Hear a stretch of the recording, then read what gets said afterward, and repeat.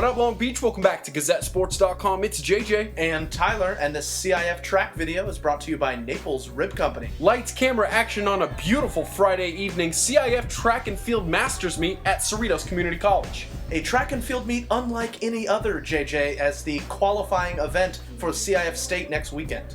Girls 4x1 meter relay gets it going as always, and Polly is the team to watch as always. Ariana Washington, Maya Perkins, Diamond Thomas, and Jade Lewis, they have the nation's leading time in this event, looking to improve upon that in this one. They were off and they were cooking, JJ. Ariana Washington, the anchor. Look at how far back I have to pan to make sure I can get, I don't know, maybe one other team in this shot.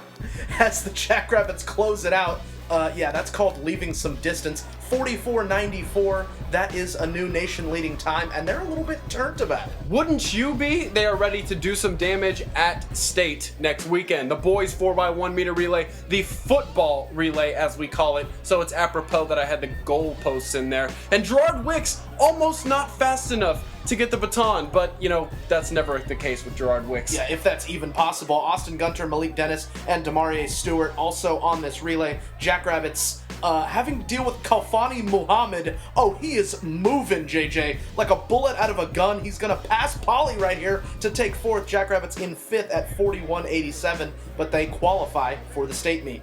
To the hurdles, girls 100, Polly's Ebony Creer there, and Roosevelt's Jasmine Graham not there anymore. Oh no! She was the winner, the top qualifier, but once she went down, it was wide open for Creer. She did not touch a hurdle on her way to a win right there. Obviously, that qualifies her for state, but she turned around immediately and went to console her fellow competitor. That's always tough. You know, a bond that hurdlers have, that's always a nightmare, especially at the beginning of a race. It's really important for Creer at 14.10. Now she will be one of the favorites to bring home those points in Clovis. Boys 110 hurdles, what we like to call the best rivalry in the Moore League nowadays. Oh, it's heated. Bayron Manuel from Wilson, Masana Viltz from Milliken. They come through, are not in contention to win this race. It wasn't super clean. Those two go 3-4. Viltz actually bests Manuel by 1/100th of a second. Those are some margins, JJ. Say that again, 1/100th of a second. That is the Moore League at 3 and 4. They're going to Clovis. Girls 400 meter, Britannia Washington from Polly. She gets a fantastic start,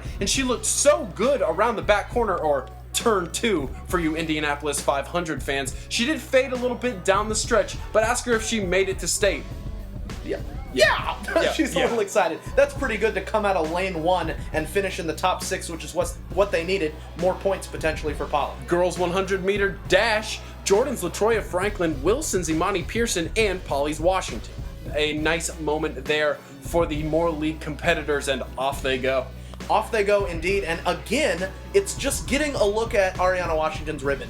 That's basically the view that you're going to get, because she gonna take care of business in this one. Not quite as fast as her 11.2 that she had at CIF, but 11.27 ain't too bad. Ain't too bad at all. Washington and Franklin both going to Clovis. Boys 100 meter, an interesting story for Jordan's John Ross. He found out earlier today that he was going to run this race, was actually approached in class, said, "You want to run?" "Yeah, I want to run." Went out there, didn't end up qualifying. He took 7th, because, I mean, who's catching that kid?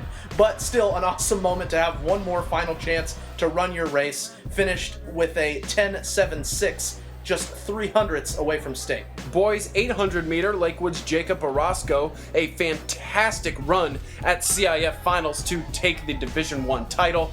This is so weird to me that they start on different sides right there. But Jacob Orozco finds himself in the exact place he wanted to be. However, can't get that famous Orozco kick on the back stretch because he got cut off right when he was going to do it. Took care of business though. That's okay, JJ. Took 5th, a very workmanlike effort. He's going to state, handle business there. 300 meter hurdles, Kimber Payne and Ebony Creer for Polly. Another opportunity to get some more points at state for these two, and off to a good start as the Jackrabbits in pink and purple and neon in this race. Again, the runner who looks like he's gonna run away with it hits a hurdle. That gives Payne a chance to catch up, but she can't take over. Either way, both Polly runners are going to state.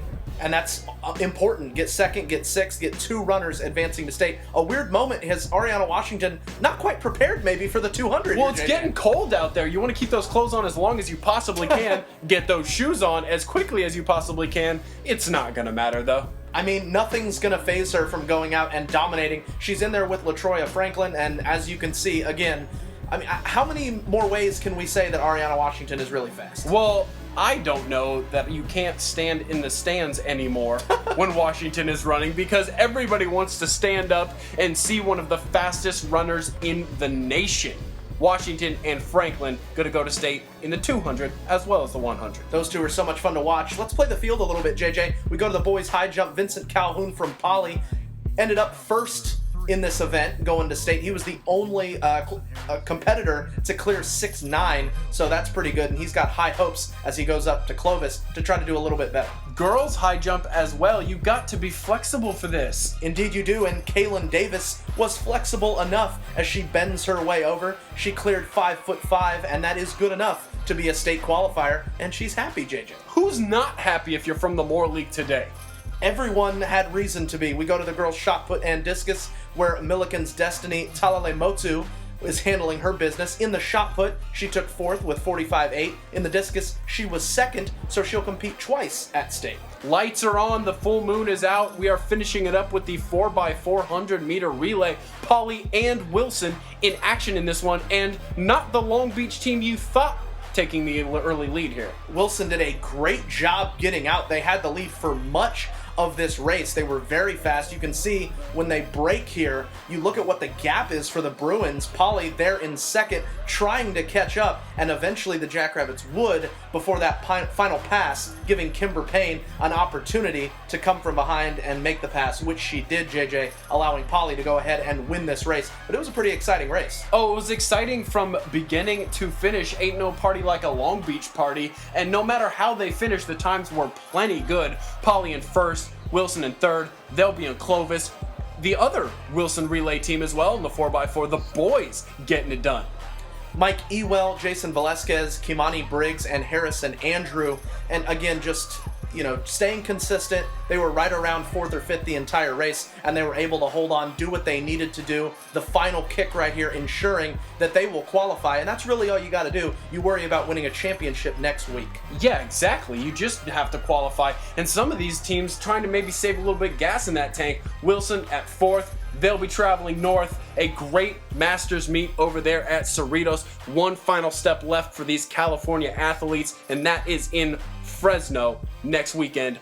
We will be there next weekend as well. So if you want all of that coverage without having to make the trip to Fresno, you stay right here, because this is GazetteSports.com and we are Long Beach Sports.